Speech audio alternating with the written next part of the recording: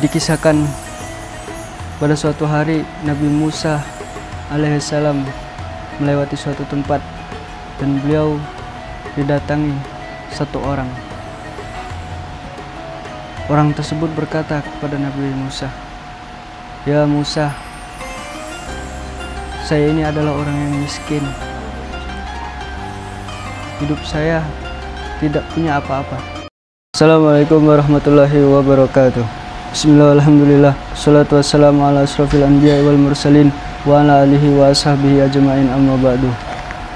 Alhamdulillah, syukur kepada Allah subhanahu wa ta'ala yang telah memberi kita beribu-ribu nikmat, diantaranya nikmat iman, nikmat Islam, nikmat sehat dan nikmat sempat, sehingga kita masih berada di bulan yang mulia ini, yaitu bulan suci Ramadan. Salawat beriring salam tak lupa juga kita junjungkan kepada Nabi Muhammad SAW yang telah membawa kita minaz zulumati ilan nur, dari zaman kegelapan menuju zaman yang terang menderang seperti yang kita rasakan pada saat ini. Dikisahkan pada suatu hari Nabi Musa alaihissalam melewati suatu tempat dan beliau didatangi satu orang. Orang tersebut berkata kepada Nabi Musa, "Ya Musa, saya ini adalah orang yang miskin. Hidup saya tidak punya apa-apa. Bagaimana caranya biar saya menjadi orang yang kaya, menjadi orang yang bahagia, wahai Musa?" Lantas Nabi Musa menjawab, "Bersyukur kepada Allah Subhanahu wa ta'ala. Banyak-banyakin syukur kepada Allah Subhanahu wa ta'ala." Lantas orang ini menjawab, "Ya Musa, bagaimana saya mau bersyukur kepada Allah Subhanahu wa ta'ala sedangkan saya ini orang miskin. Saya ini orang yang tidak punya apa-apa." Lantas orang tersebut pergi. Tidak lama kemudian Nabi Musa juga didatangi seseorang, yang mana orang ini adalah orang yang kaya.